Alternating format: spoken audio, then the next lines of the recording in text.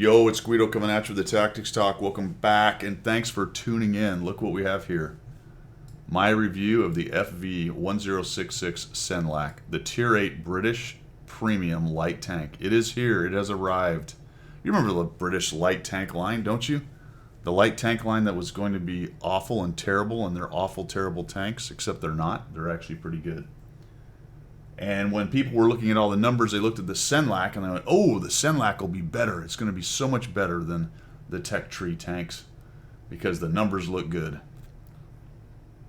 Not so much. Not so much. This is unfortunate, really. It really is. The British light tanks are very interesting because of what they can do, mostly based on their size and concealment and their ability to get around. In addition to that, they're high pen guns. This is more or less the exact opposite of the entire Tech Tree line. It's massive compared to them. The gun is anemic, doesn't have very good pen. And its camo is average. I have to admit I am a little bit disappointed, actually, because the Senlac simply doesn't play like the rest of the British light tanks. It doesn't. It plays like a traditional light tank, something like a oversized T92 maybe, or a not as good Black Dog, that kind of thing. Now, it is a perfectly competent Tier 8 light tank. It will train your 3 crew, British light tank crew, no problem. Unfortunately, it will not train your Manicore crew, no problem. Because when your Manicore crew, I'm going to take this opportunity to take another shot at Wargaming and their 2 crew Manicore Tier 10 tank. Your Tier 10 Manicore crew will not train very well in here. As a matter of fact, because at least some of the skills, I can't remember which ones got doubled up where, won't be able to be used when you put them back into the Senlac, and you're going to have a third crew member from one of your other tanks, or just a dedicated third guy. The third wheel of the Manticore duo is going to have to be in there to help out. So we're going to do this standard. We'll take a look at this, do an overview, look at the Tech Tree, look at the 3D model, look at a comparison amongst its peers, look at my stats, my setup, and some examples of gameplay of the 1066 Senlac, which was supposed to be a really good light tank and is a competent light tank, but does not play, unfortunately, does not play like the rest of the British light tanks. All right, let's move on to the overview. Well, let's start first by looking at it in relation to the rest of the British light tanks. So here they are right here, starting with the setter, and you can see how much smaller the setter is to the Senlac. The LHMTV, which is even a little bit smaller than the setter, which is one of the reasons why this is probably the best one at tier in the game. The Tier 9, which is a bit larger than the LHMTV, but you can see that the Senlac is just massive compared to these things. Even the Manicore is somewhat smaller than the Senlac. Great big old light tank. So let's go over here and take a look at the rest of the light tanks at Tier 8. You got the M41D. Of course, the Bulldog types are just massive compared to it. Hawk 30 is large as compared to the Senlac. Where did it go? Even 90 more on the idea of the tiny little Brit tanks. WZ-132 is a pretty big tank. Even the T92 looks like is about the same size, but a little bit lower profile there. And that's probably one of the smallest that's not an even 90 or Brit tanks, light tanks out there. The Batchat's kind of a little guy there as well. The Senlac's even bigger than the Batchat. 12T in there. LT-432, lower profile, but a much larger, wider tank, especially from the front. So just a bigger tank. This thing was a blueprint tank only. It was a variant developed for the general staff, and it was supposed to be better than an M24 Chaffee. So basically that kind of requirement for a Chaffee type light tank. And it was used an oscillating turret. Which is interesting, it was hard to see the oscillating turret, but it's behind this armor plate right here. If you look back here, you can see that that part oscillates up and down. And that's why the little cutout in the armor right there, where the barrel pokes through, you can see the machine guns have little slides or little cutouts there for depression, all that good kind of stuff.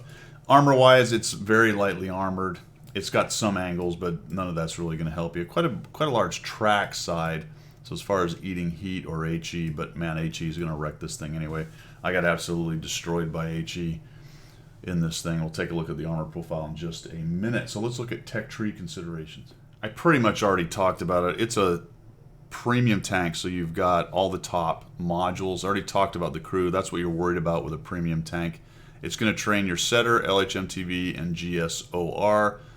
Interestingly, it will train some of these other smaller light tank crews. If you're seal clubbing and like a cruiser or something like that, you can train them in your Senlac if you feel like it.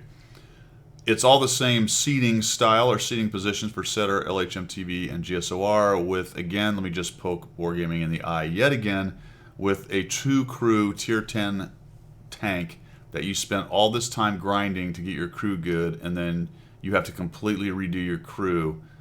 I mean, oh boy, I'm gonna let it go for now. I'm sure I will mention it again. There you go.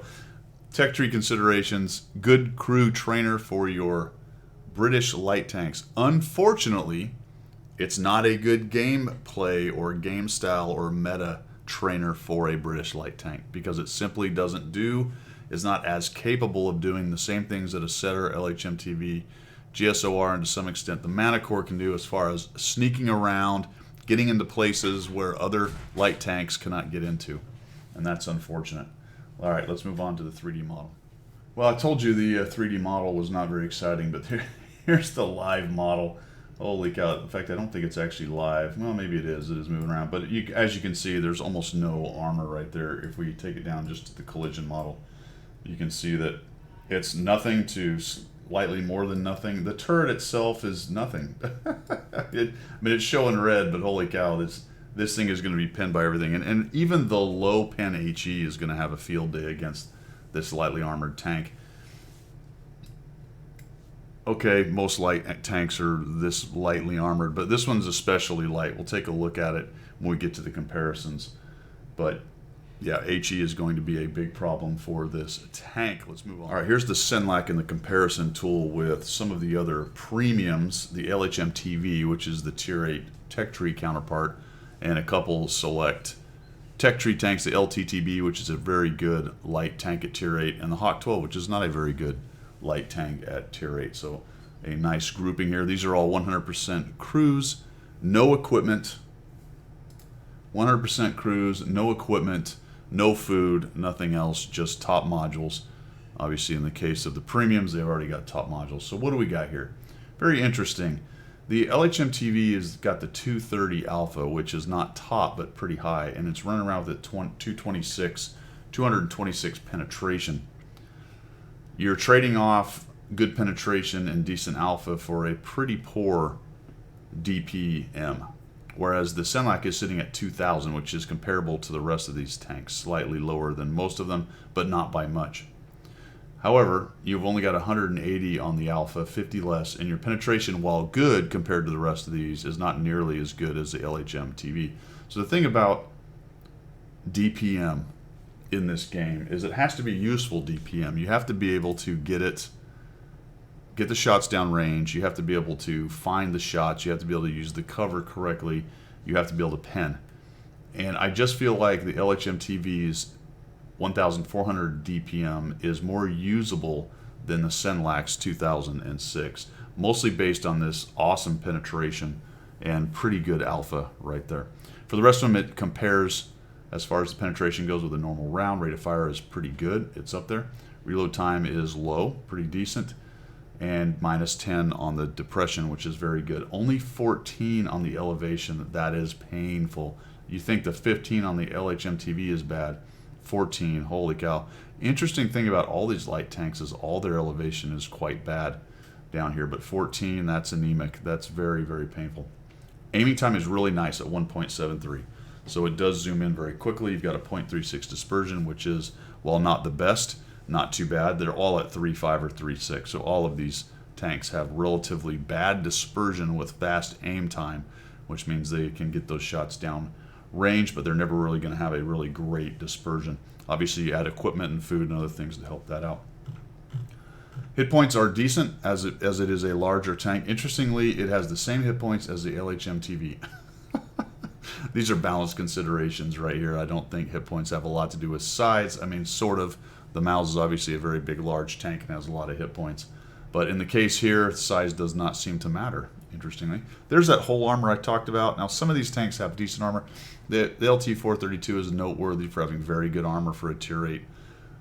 The light tank, the LTTB, used to be kind of the king of armor until the 432 came out. And the rest of them are all very lightly armored. You can see the Senlac sitting there with 22. But interesting that the LHMTV is actually better. It's got a better turret. It's got a little bit more hull armor. The same kind of side armor right there, but that tells the story about being pinned by everything. It's not quite as terrible as the Hawk 12, which is actually made of paper right there.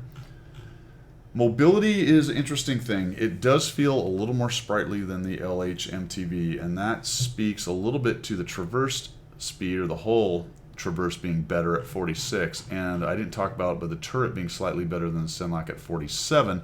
Not nearly as good as some of these, so you will find some issues while circling with the Senlac. The combination of the turret and the hull is not very good, but it is better than the LHMTV. So it ends up feeling a little bit more sprightly than the LHMTV. It's got a top speed of 65. It's 2 kilometers an hour more than the LHMTV, but the specific power is 35, slightly more. It just feels like it gets up and goes, but it kind of has the same slow acceleration feel to it for a light tank, right? It's not going to really jump off the line too hard and get moving very quickly.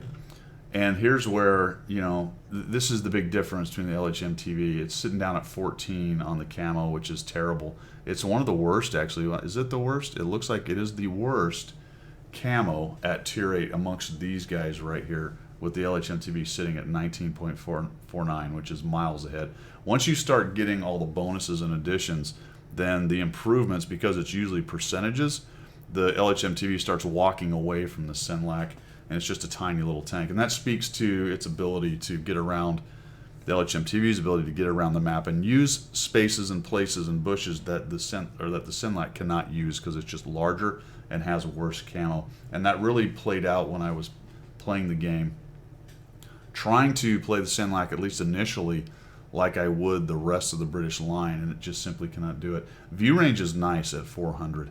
Not quite at 410 at the top, but it's not the 380 that the LHMTV has. So 400 is very useful. So if you can get to the spotting points, it does have the ability to see things nicely and a little bit better than the LHMTV, and in comparison to the rest of these tanks. So if you look at these numbers, the camo is kind of atrocious for a light tank. It's not great at all.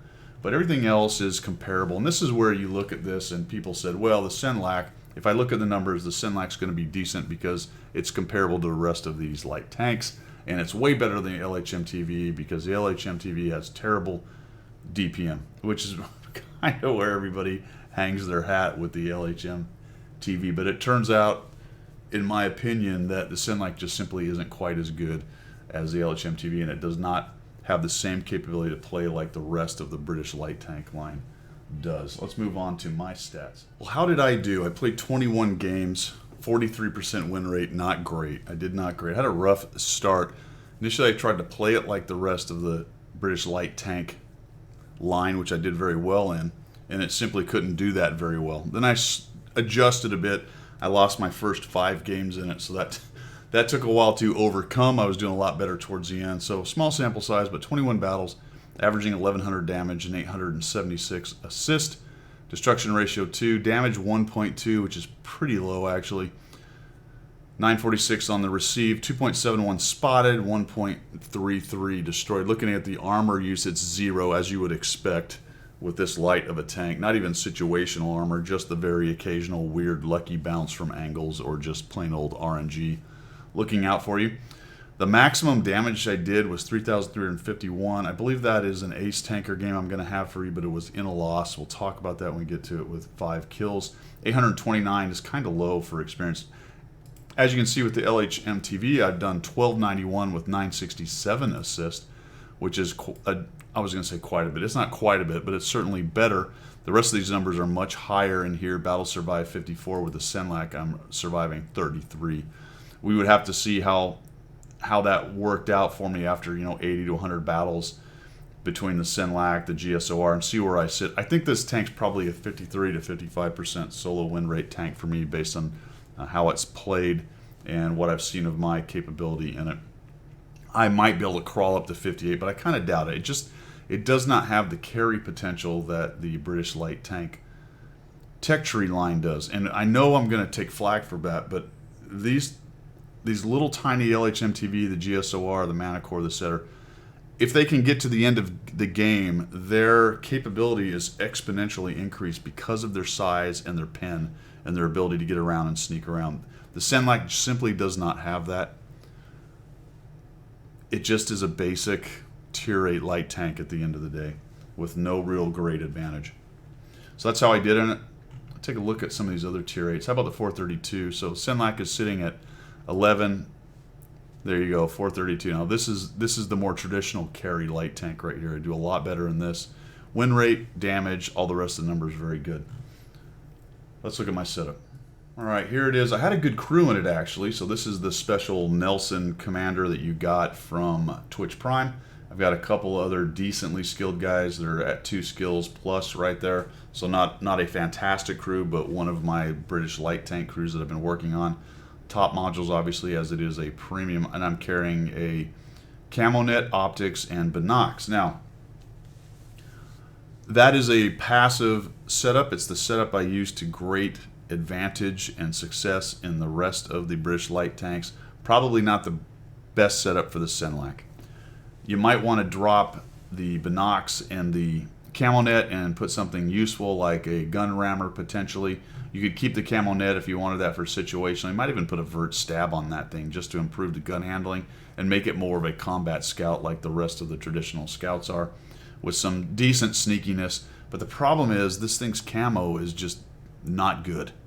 It really is not good. It's a great big thing, and it's hard to sneak around, and it just doesn't have that combat capability. See, the 4190's camo is not that great either. Neither is the WZ-132s, but when they get around and start blapping with their guns, they have some real good capability. You've got that nice HE round on the 4190. The 132 just hits hard, you know, that kind of thing. It really does play a lot like the T92.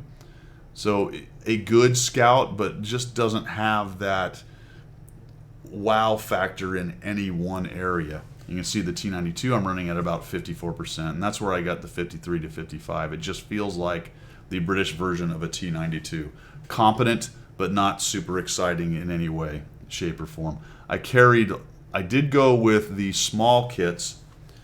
I did not go try-hard mode in this, and that will count. You know, that could have cost me a game or two in those 21 games by not having those try-hard modules in there or try-hard kits with the large kits, and making sure that I'm running directives and I've got a bunch of gold, all those things. So that's always a factor. You have to admit to that. The better equipment and stuff you carry, the better you're going to perform in the long run. But on this one, I just ran with that. I think I'd probably use directives a couple times in there, but that's my setup on this thing. Very passive scouter kind of guy, and that's just not really this tank. So I went into it thinking, all right, let's try to do what I do in the British light tanks, and it was kind of it just really couldn't do that very well. So if I had to reset this thing, I'd probably put a rammer on it, probably a vert stab in optics, and I'd just deal with that. All right, that was my setup. Let's look at some examples. Our first example is going to be a city map, and you can see that I am bottom tier in a 2-tier battle. And when I saved this one, I said it's kind of hard to like. So we're going to head over here and get into this little spot. Try to control this area right here. The problem with this spot with this tank is I wouldn't really even take the British light. So I'd lost 5 or 6. I think I was a 1 in 5 or something like that. That's just a bad shot into the side there. Should have shot at one of the guys up top. So I'd lost quite a few already doing the British light thing. So I said, well, let me play it like I play my other light tanks, more aggressively. So we'll come in here, and you know that anemic, and I'm just going to bounce forever off a Type 61. Pretty dang good turret. I'm going to need gold to have any chance. Clearly not going to pin it with my regular AP right there. So to some extent, obviously going into a spot that's not well suited there, especially with a hold down, decently turreted guy, kind of watching behind me there. But you don't have a whole lot of options with this tank on this map. I could have camped out or hung out, right about here in these buildings and tried to look for sneaky shots. If I was in a regular tech tree, British light tank, I'd be up in these bushes right here, hanging out, peeking over and seeing these guys. But this thing just really can't do that. So the accuracy's let me down a little bit. That's not really against the accuracy of the gun. I'm just getting a little bit of bad RNG right there because I take a couple shots at this WT at his face shield and just completely miss. So there's another one goes into the rocks. They're busy shooting at the T-54, so I'm able to use his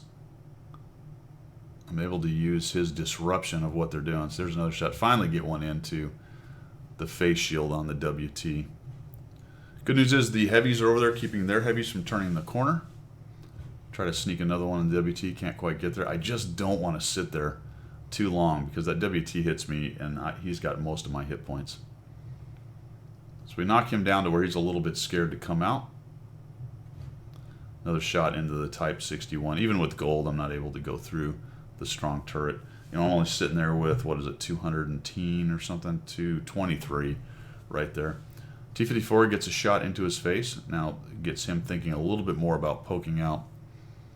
This can be a dangerous spot here if the heavies come around the corner, but fortunately our guys have kept them from doing that, and they've also kept them from shooting at least too much our guys in the back right there.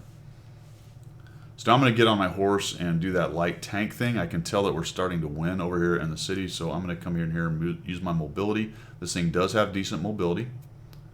It is a little top heavy, so do watch going over things. I did land on my side a couple times, so I'm just going to push in here hard. The WZ-111, he finishes him up before I can do anything, and I'm just going to come around here. It looks like the 40T is reloading, so I ignore him for the moment. Come around here, shoot the Indian Panzer. He gets a shot into my side.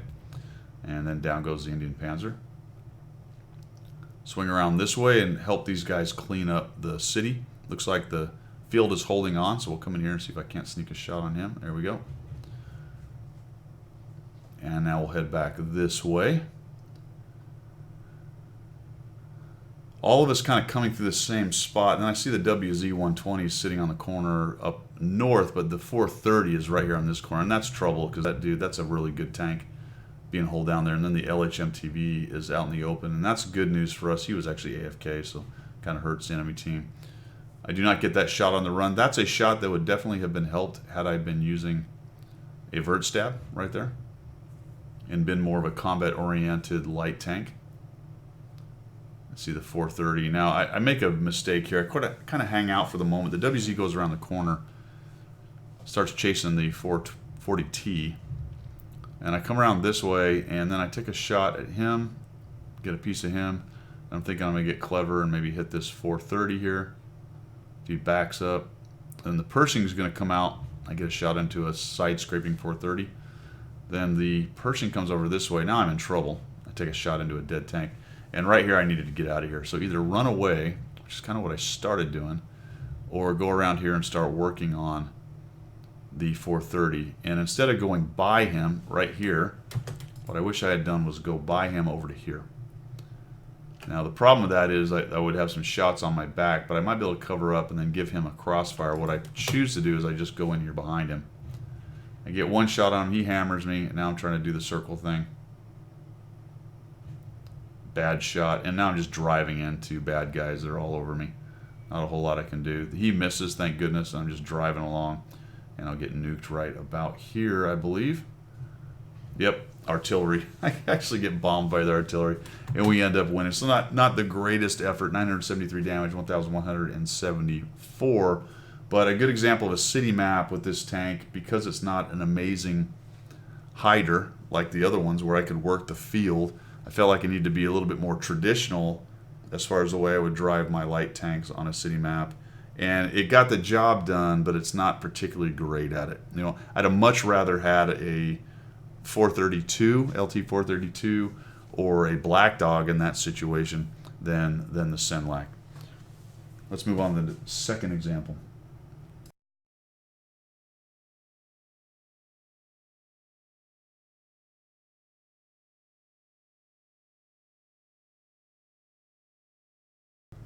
The second example, we've got Lakeville here. Let's get this thing set up so you can see what's going on with the names and whatnot. This is a pretty good spotting map, and then a late game if you're still alive as a light tank assassin cleanup map. So let's see how we work here. We're going to come up here to the most obvious spot known to man. The good news is they do not send a guy over here or even to here, which would have proxy lit me. So I get away with lighting up a lot of dudes. Now there's that 400-meter view range plus the binocs plus the optics, doing a nice job of lighting up all their guys crossing. And unfortunately, I have a whole 190. Finally get a little bit more because the T-43 gets nuked, and I'm up to 1,000 spotting. But holy cow, there was a lot of opportunities there. You know, the thing about that spot, what I just did, like right there, is yeah, you want to try to get that and get these guys lit, but if you have all your team sitting back there taking shots at them, they're not moving towards the town. So it's kind of a danged if you do, danged if you don't. I'm just going to take a kill shot on him and get out of there. And look at that, I actually didn't get lit. So they simply didn't send any lights down there very close. But that well is pretty dry at this point. I don't know why I shot it on Marbrecker, but there you go, I did. Trying to get a little sneaky shot in the T-43. And because I didn't get spotted, and it doesn't look like they're really using the middle too much, I back up looking for that shot on the T-43. So now we'll creep back in here, see if we can find some of these guys. I'm thinking, all right, there you go, M449 cross. But he stops, he's getting stuffed. You got a 50 TP, is it, in there? Yeah, the PR prototype. And we got a good stack going in there. A couple ISs and an SU and an AC hanging out in the valley.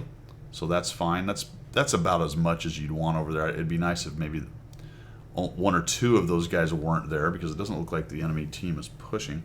And they did send a pretty good force into town, but their T-43 forward observer guy dies. So I'm going to go ahead and start moving around this way, and it looks like I find the Hawk 12 right there. I'm thinking, did I get spotted? And I sure did. So I'm going to have to turtle up against this rock. Hawk gets hit, I get a little bit of that damage, and boom, boom, I get all that damage. Now we're up to 2,761. So as a traditional scout, it does a pretty good job. Got the spot on the Hawk, I got the spot on those guys that were crossing, and now I'm facing down an AC-48 with probably some other buddies sitting back here in these spots back here on this ridge or around that ridge.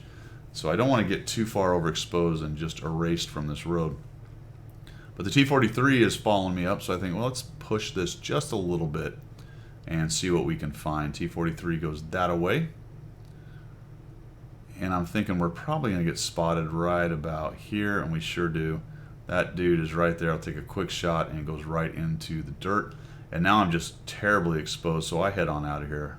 Oh, I think I'm going to take one shot at him, but I don't get it. And let's get off of this road, head off this way. No sense in letting the Challenger and the AC push me.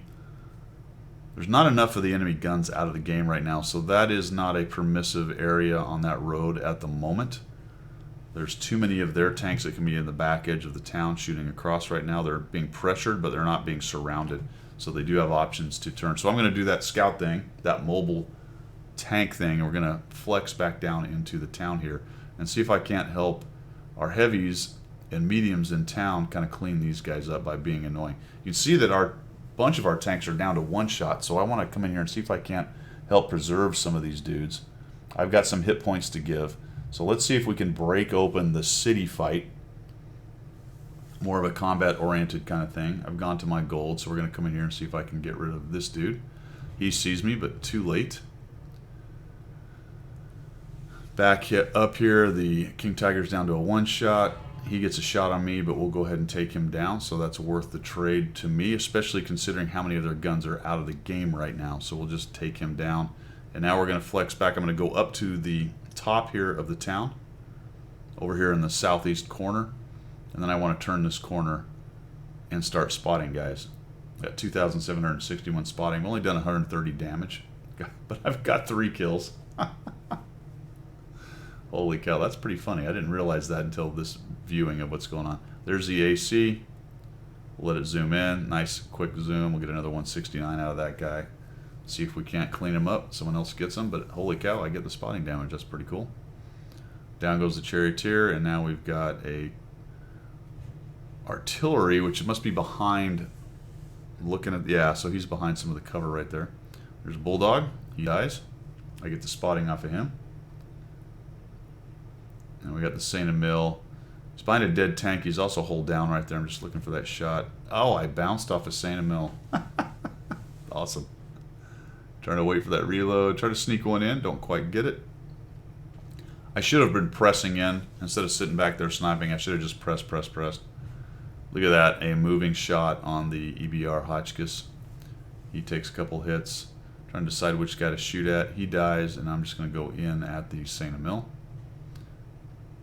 He gets a shot on me. Oh, and I missed him. He tracks me, and I get the old swing into the side miss. We'll push in here looking for a shot on the IS, but he dies too quickly. And now it's just a race between me and the LTTB to see if we can get a little damage here on this Tiger 2. He's making a valiant effort to not get killed, and down he goes. We get 3,063 damage, 669. So as you can see, this one I titled, you know, it's a capable, competent scout. It can do scout things. Is it the best scout at tier 8? No. Does it play like the British tech trees versions of their scouts do? No, it doesn't. Not even close. But it is a competent scout, and when played right, it can do things like gather you 3,000 assist and throw 669 damage on top of it. Let's move on to the last example.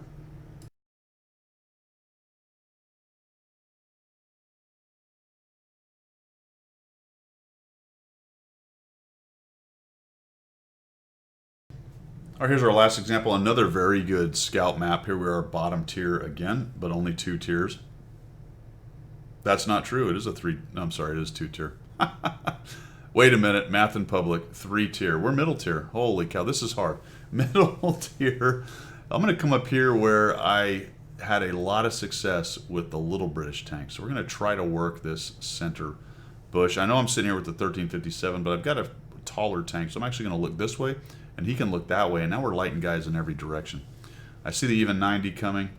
And normally I would pull away from this bush and get some nice shots on people. I'm just, come on, somebody kill this guy. I so want to shoot him, but there's so many guns now in position. I'll let him start moving around. Now I'm going to move away. And I darken him up, and unfortunately, I'm going to get lit because I'm probably not far enough away from this bush, or potentially the top of my tank is seen from up on that bush right there. Because I'm going to get lit, and I should have been moving already. I'm very lucky I wasn't shot. They must have had other people to shoot at. In those 3 seconds, I probably should have taken 2, 3, 4 hits from all those guys. But fortunately, they had been pushed back off the hill, or they were busy shooting or aiming somewhere else. So that was good. And see, that's an example right there of exactly what I'm talking about with the little British tanks. I would have been low enough on that hill that I probably would not have been seen. Plus, I had better camo in the little British tanks. This one, just not so much. It just can't really do that kind of thing. Trying to sneak one into that guy. Now, one thing I haven't talked about that this has all over most of the British tech tree tanks is it's got quite a bit of ammo compared to them. So it does have an ability to take these kind of shot after shot on people, whereas you have to be much more careful in the regular British tech tree light tanks. They just are very ammo limited, so some of these just firing away kind of tactics you can't really do with those, and you have a little bit more ammo in this one, so you can do some of that. So we'll flex over to the middle. I'll say flex because everyone just loves it when I use that word. Sneak one, no. That was a bummer, a bit of a miss. Get one into his side. Looks like he's reloading, or at least more interested in running away than anything. I do get lit, a little bit dangerous, kind of just backing out. And now I'm going to push in here. See if we can hit this guy again. We're going to bounce off the front of him, unfortunately. Type 59 doesn't quite come out enough. I'm looking at the 844. Maybe we can sneak a shot on this guy. Nope, we're going to bounce off of him. That's the anemic, relative anyway, penetration, whereas the other British light tanks would have probably penned that shot. They just have better penetration. This is a little bit more traditional light tank. You're going to find yourself bouncing off stuff like that a lot more with this one. We're getting pressed pretty hard up in the northeast. We're also sort of getting pressed over here in the castle. I'm just trying to find a way to break open some of this. I see that T-54 E1. I'm thinking, well, let's go jump on him and get rid of that guy. And then I find the 1357 right here. So we'll hit him, and I'll just charge in, take a hit, actually make him miss one, get a little ram, and then we kill him. And that cost me quite a few hit points, but we do get rid of the 1357, and then we'll go ahead and run out of here. Really, I could have taken a shot and probably eaten 3 and run away, but he'd have lived. So I thought that was probably my best plan right there. And we're actually in pretty good shape right here. Looks like we're starting to win. Definitely ahead. Come up and over and try to get a shot. Kill this guy off.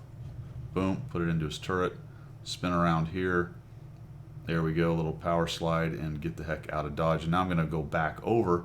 Flex. That's for you guys who love me using the word flex. Head back over this way. So I'd really love to get in behind him, but there's a Carnarvon up on the hill.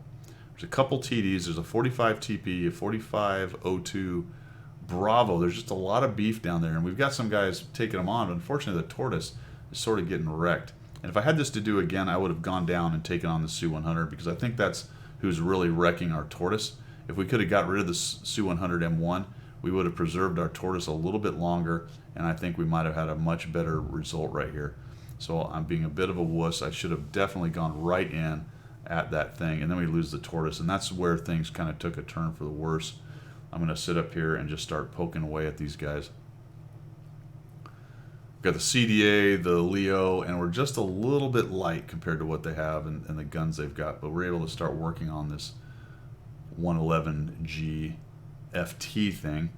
Problem is I get spotted when I do it, and I know that Carnarvon is sitting probably up on a ridge over there, and I really expected him to come up and show up hull down up here on this ridge here any moment and start shooting me. So I've got to kind of expose myself more than I want to. Come over here and sneak. Decent -10, there you go. So we put 203. Actually high roll the guy, but I don't have enough to kill him. That leaves him alive. That is quite unfortunate. This guy's running away. He goes down into the pit. He's back towards the Carnarvon. Now, this is really where things went pear-shaped. For whatever reason, the Pantera and the T-54 decided it was a good idea to cap instead of come back and defend the cap. Had they brought their guns back here, I think we win this pretty easily. But they end up fighting the WT and probably the Carnarvon, which is hiding hull down somewhere. I don't know what I'm trying here. I go after his turret hatch weak spot, but clearly not enough. Then our CDA goes running in, and we just make a lot of different mistakes. Now we're behind, right? Now we are definitely getting behind on the power line here. The WT is working over, has already killed off the Pantera. Now the T-54 dies. That's unfortunate. We get the WZ down, but this 4502 Bravo is here. And at this point, I look at this and go, holy crap, we have to do something. The CDA is taking on the 4502 face-to-face.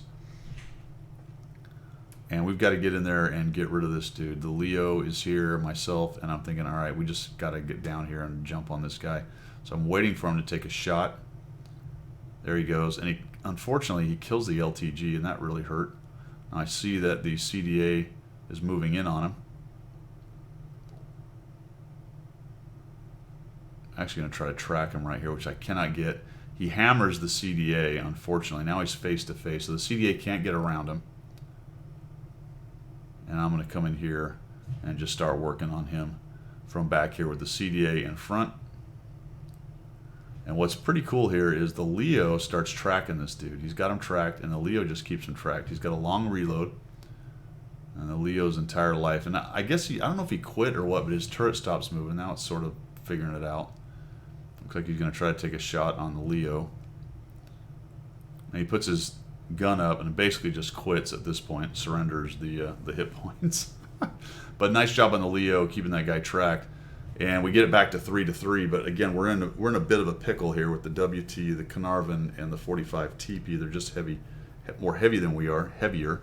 65 TP, or 65T, sorry, Amex 65T is a one-shot, and he's over there messing around with the 45 TP. So I find my way over here to get some shots on this dude. I'm thinking, oh, we got this, right? He's hurt. There's one. Okay, no problem. 183 is a decent roll. 65T is getting jumped on by the Carnarvon. This guy's backing up. This will kill him. No, not very well aimed, and he actually gets away right there. I just can't quite finish him off. To be honest, I don't know if that would have changed the battle or not. Just sneak one in there, and we actually kill him finally. 45 TP, but he ends up, the AX anyway, ends up getting the 45. I'll spit it out. The Carnarvon AX kills the 65T. Something. Man, there's a lot of numbers and letters there, wasn't there? So now it's myself and the Leo. Managed 3,164. I got 723 assists, 5 kills. I'm going to come up here, and I don't have a great plan. You know, if I was in the other British light tanks, I probably would have been a little more active sneaking around, but I just felt like this thing was not going to be able to do it. The other thing is, I didn't know where the Carnarvon went. I figured he was still somewhere up on the middle hill there hanging out. And the mystery also of the WT, and we're going to figure this out where the guy is real quick here. Let's go ahead and speed this thing up because I see her for a while. I'm just watching the timer go down. I tell the guys eventually at 3 minutes I'm just going to go find him rather than sit there and have basically a draw. I want to try to find this guy. All right, so we push out. We're going to head to the middle. And we're going to look for these guys.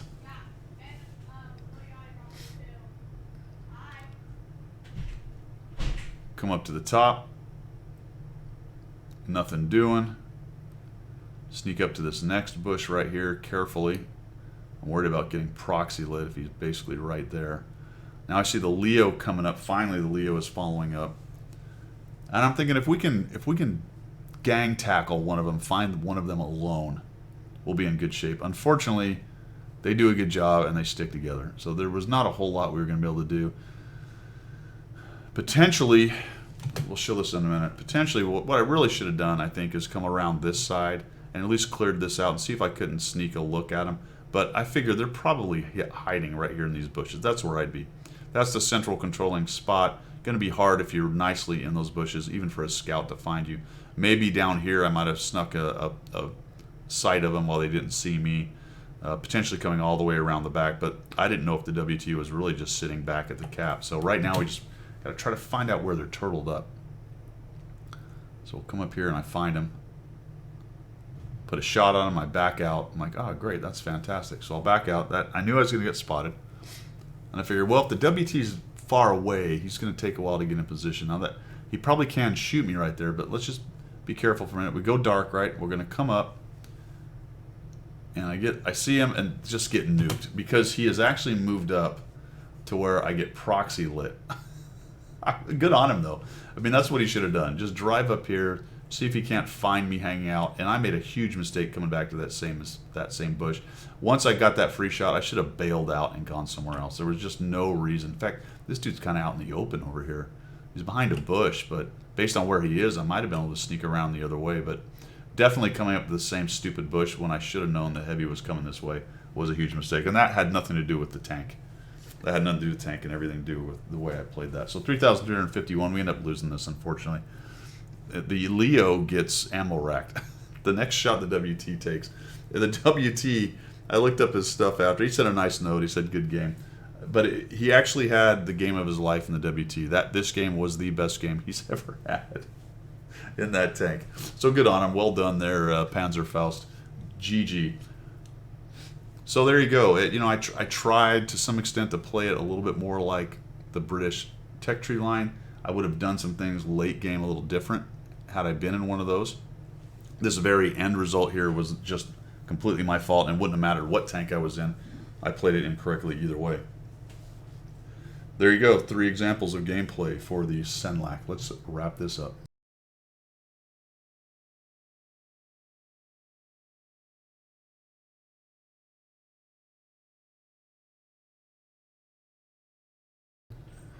All right, that is it for my review of the, where are these numbers? FV 1066 Senlac, Tier 8 British Premium Light Tank. You know, the British light tank roulette has been really interesting to me. I've been following it pretty closely. I happen to like them a lot.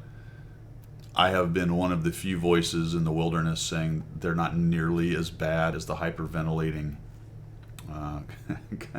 contributors, let's put it that way, have said. And I immediately, because they were so wrong about that, in my opinion, I was immediately skeptical of the whole, well, the Senlac at least will be a good tank. You know, because Wargaming is going to roll out a bad tech tree just to force people or make them want to buy the good premium tank. Well, the fact is this is a capable, competent, standard Tier 8 light tank. The problem for me is that it is not a light tank that plays like the rest of the Tech Tree line, and that's kind of unfortunate. I was actually looking forward to a premium variant of the LHM TV, something similar to that premium variant. And I'll tell you, know, I talk about balance. There was a part of me that even wanted it to be slightly better than the LHM TV because I enjoyed it so much and I did so well in that thing. It is such a fun tank. But this just really isn't that tank at all. It's a standard Tier 8, more of a T92 kind of capability. Now, don't get me wrong. It is, like I said, competent and capable. There's nothing really that it does that's great. It has DPM as compared to the other British light tanks, notably the LHM TV. But as I've said before, DPM is not everything. It's can it put that DPM to use? And it struggles a little more than the LHM TV does, I think, to put that DPM to use. But there you go. There's the review. Tell me where I'm wrong. I'll enjoy this. This will, of course, get all kinds of comments about how wrong I am about the British light tank release and the British light tanks in general. But I am enjoying it so far because, quite frankly, the numbers are showing that they're fine. They're actually doing well. So I am anxiously awaiting the mea culpas. We'll see, though. I don't know if that'll help. I don't know if that'll happen even. All right, guys. Thanks for tuning in. I hope you enjoyed this review of the Senlac, the capable and average British light tank. Thanks for tuning in, guys. We'll see you.